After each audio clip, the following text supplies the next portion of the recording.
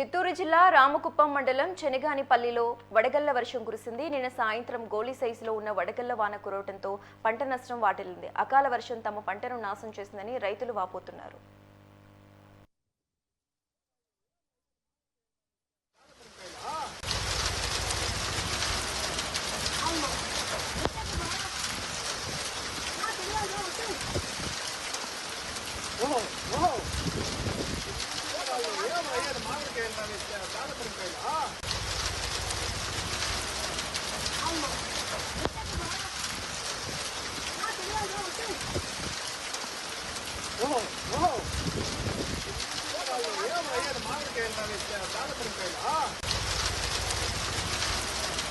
Alma.